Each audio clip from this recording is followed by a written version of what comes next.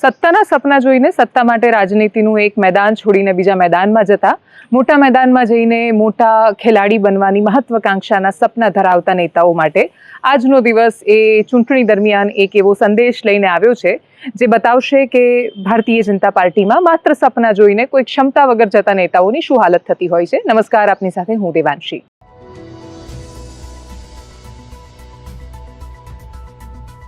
વિસાવદર અને કડી વિધાનસભામાં ચૂંટણીનું ચિત્ર સ્પષ્ટ થઈ ગયું છે। ગોપાલ ઇટાલિયાની સામે ભારતીય જનતા પાર્ટીએ કિરીટ પટેલને મેદાને ઉતાર્યા છે। કોંગ્રેસે પણ નિલેશ આણપરિયાને મેદાને ઉતાર્યા છે। મુકાબલો ત્રિપક્ષીય કે ચતુષ્કોણીય થવા કરતાં પણ વિશેષ ભારતીય જનતા પાર્ટીના ઉમેદવાર અને આમ આદમી પાર્ટીના ઉમેદવાર ગોપાલ ઇટાલિયાની વચ્ચે થવાનું છે। ગોપાલ ઇટાલિયા પહેલેથી નામ જાહેર કરેલું હતું, કેટલાય સમયથી ત્યાં મહેનત કરી રહ્યા હતા। નામાંકન ભરવા માટે કિરીટ પટેલની સાથે મુખ્યમંત્રી ભૂપેન્દ્ર પટેલ સહિતના નેતાઓ પહોંચ્યા। જેવું નામ જાહેર થયું એટલે ગોપાલ ઇટાલિયાએ પણ જે તે સમયે આ સંભાવના વ્યક્ત કરી હતી।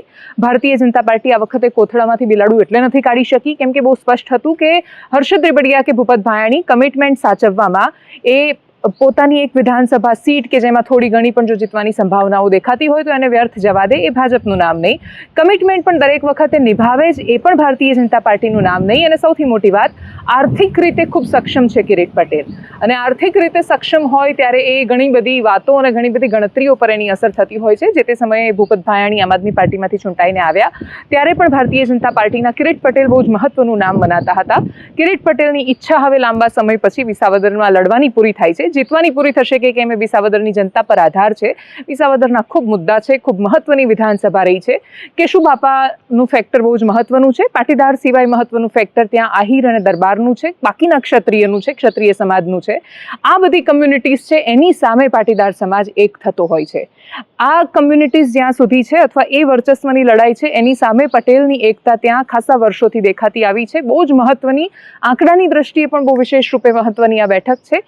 આ બાકીની કમ્યુનિટીઝ પોતાનો ઝુકાવ કઈ બાજુ બતાવે છે, એ કઈ દિશા તરફ જાય છે, કેમ કે ત્રણેય પટેલ સમાજમાંથી આવતા ઉમેદવાર છે અને એટલે જ બહુ બધી વાતો છે એ રણનીતિ પર અસર કરવાની છે।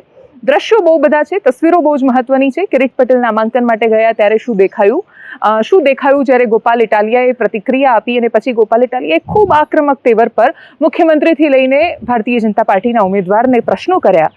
ઉમેદવાર ભારતીય જનતા પાર્ટીના છે, સરકાર ભાજપની છે, પ્રશ્નો એમની સામે રહેવાના છે, પણ હકીકત એ છે કે વર્ષોથી વિસાવદરમાં શાસન કરવાનો વારો ભાજપની પાસે આવ્યો નથી અને જ્યારે વારો સીધી રીતે આવે નહીં ત્યારે ભારતીય જનતા પાર્ટીએ તોડ કરી છે।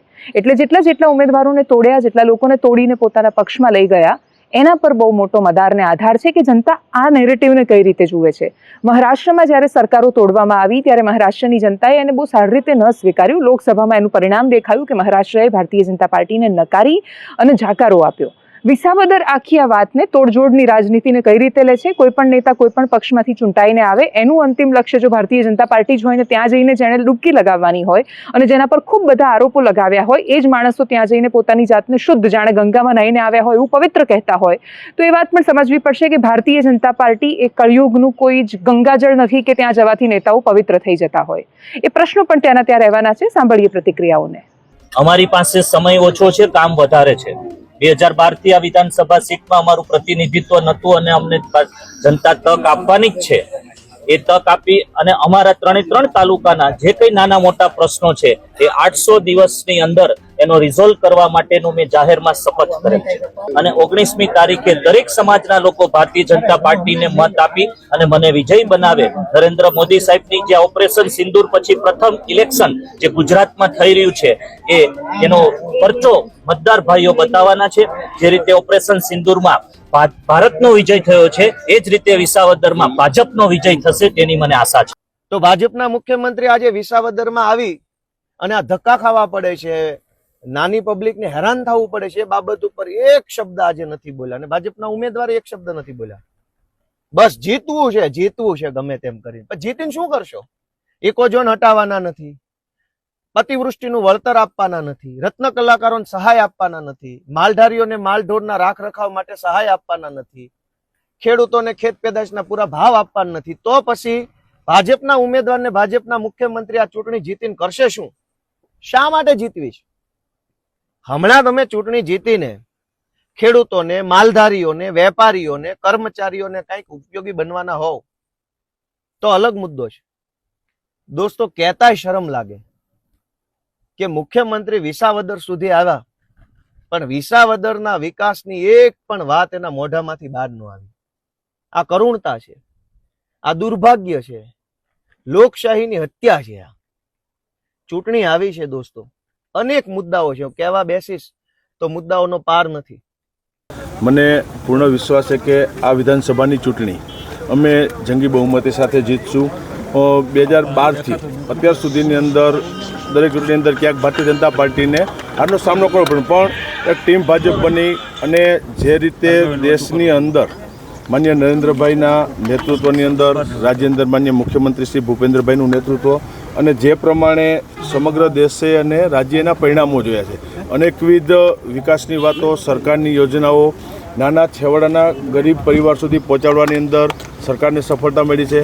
કાર્યકર્તાઓની વાત ત્યાં ભારતીય જનતા પાર્ટીના કાર્યકર્તાઓ હંમેશા એક બની અને ચૂંટણીની અંદર કામ લાગે છે. એટલે બધો ઓવરઓલ માહોલ જોઈએ અને મને પૂર્ણ વિશ્વાસ છે પાર્ટીના કાર્યકર્તાઓની શક્તિ ઉપર ભરોસો છે કે આ વિધાનસભાની પેટા ચૂંટણી અમે જંગી બહુમતી સાથે જીતશું.